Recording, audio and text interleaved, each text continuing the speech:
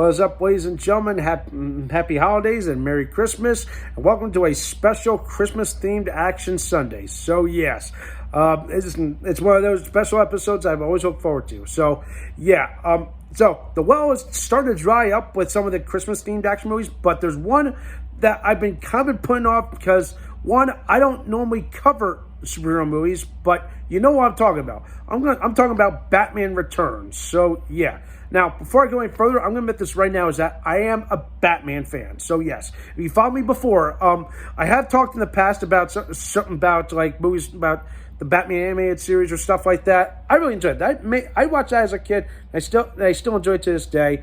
And then, of course, eventually I branched into watching the movies. So, eventually, I don't know. Now I'm going to ask you all this question is, how do you like your Batman? Do you prefer the cartoonish, over-the-top, whimsical version of a Tim Burton with Michael Keaton? Do you prefer the Val Kilmer, Joel Schumacher, or George Clooney? But of course, if you like George Clooney, I'm going to question your sanity. Or do you prefer the neo-noir style of the Christopher Nolan Batmans? But yeah, it depends. I know everyone has their own picks, but I will admit this right now: they all have their pros and cons, whether you love them or not for each their different leads. But they all have interesting and similar themes throughout them. Obviously, bringing the whole character and breathing life into the character of the Dark Knight to life. But yeah. I'll admit this, but here's something, okay? Going back and rewatching some of these Tim Burton ones, obviously, yeah, I know they look cartoonish nowadays, but I love the Nolan stuff. Sometimes I do find myself coming back to the Tim Burton stuff, but Batman Returns is the bottom of the barrel for when it comes to rewatchability, because there's a couple of reasons why I do not like this one, okay? But I will praise this movie because of the score. The great and the atmosphere, the sets are great, the action's top, intense and dark and grim. I love it. But the one thing that led me a little bit of a bad taste in my mouth is, okay, yeah, the whole dark character development of the Penguin's backstory, I was like, good Lord.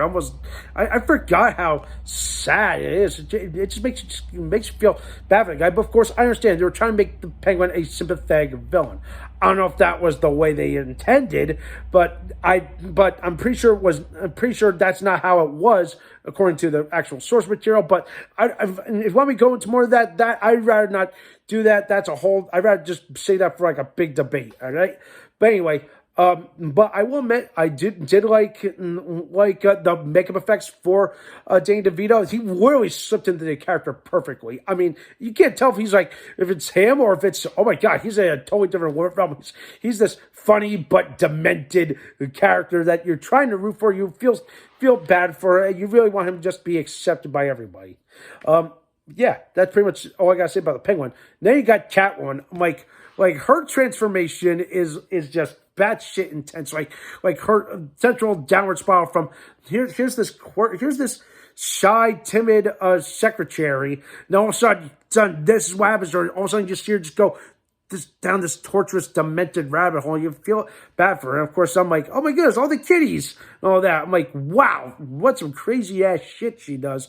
I'm like, it's like she really nailed this role. Michelle Pfeiffer, my hat's off to her. Also, here's an interesting observation I observed. Between her and Karen Bedakova, or how pronounce her name, from the Gotham TV show, they both, I don't know if this, but she and Michelle Pfeiffer have both similar looking facial features. Not just that, as well as the matching hairstyle. I don't know if that was intended for the producers of Gotham, but way to nail it home. I just noticed that kind of thing. But hey, pretty neat stuff. But as for the rest of the movie, yeah, Michael Keaton, great work as Batman. I always mark out every time I see the Batmobile sequences. I really enjoy it. It's like, ooh, what cool gadgets or toys would you expect to come out of this machine? Or the next thing you know, you got like, oh shit, here's a whatchamacallit, now trip up a guy. Oh, what the heck? Now it can spin like that and all this cool stuff. Now it's a one-man machine or something like that. But you get my point. I really enjoy something, every intricate thing that you can put into the vehicle. The vehicle's like a different character. I love it. But yeah, the one thing that definitely leaves a bad taste in my mouth is just some of the other dark and demanded stuff that really just make me just go, wow, this is not this goes from Nightmare Before Christmas, really takes it into a Nightmare Before Christmas level. And of course, what's even funny is that Nightmare Before Christmas didn't even come out yet. It wasn't even mentioned. It wasn't even thought of. This came out in 1992. Too. Nightmare Before Christmas came out like what, 5-6 years later? Think about that for a sec. But yeah, the last act I think really takes the cake. It's like you got everything going off. You get off like Penguin's now having vengeance against people of the city, and then of course throwing the other crazy ass bonus of Max Schreck, played by Christopher Walken, which, oh my god, he stole the fucking movie. But of course, also having me scratch my head is like, Max Schreck, as in the actor who played Nosferatu or Count Orlok in Nosferatu. My goodness, that's a bit of an interesting thing. But I'm like, wait, but that also had me scratch my head is Christopher Walken's character a villain or is he a good guy? It's like he's a tweener. He's like that tweener. I'm sorry to use wrestling lingo, but yeah, I feel like it's that. But yeah, I just love what happens to him in the final act. It's like, ugh, feel bad for that guy. Toasty. But yeah, and like another thing I didn't really like is just the Penguin's death. I found it to be anticlimactic. I'm like, that's how he dies? I was like he fell. That's it? One fall? And that's it? That's what kills him? And then, of course, Selena Kyle, I'm like, okay, I really love how she, like the final act really brings it together and really just makes her just go, okay, she's the one, she's officially gone to the dark side. She's no longer Selena Kyle, the quirky, shy, timid secretary. She is now something totally different. Yeah, and just leave the door open. I really enjoyed that. And of course, another thing I also associate with this movie is like a whole bunch of snow. Every time I think of snow, I think of Batman Returns. Is this one, okay? All the other Batmans, nothing. There's nothing so special about them. But this one, yeah, this is definitely why this fits into the Christmas realm, is because you think of snow, because A, opens on Christmas, it closes on Christmas, okay? So yeah, not much else I can say. As for a Batman film, it's a good sequel, a little violent, over the top, but there's some moments of the movie that just let the bad taste in my mouth. But I really think, like, if Tim Burton could just toned it down a little bit, I think he would have been signed up for a third movie. But of course, as the story goes, or the legend goes, Warner Bros. Did not like his pitch, and they said, "You're fired." And then they went with Joel Schumacher, and the rest of this is history. But yeah, after all that, what can I say? It's a fine Batman movie.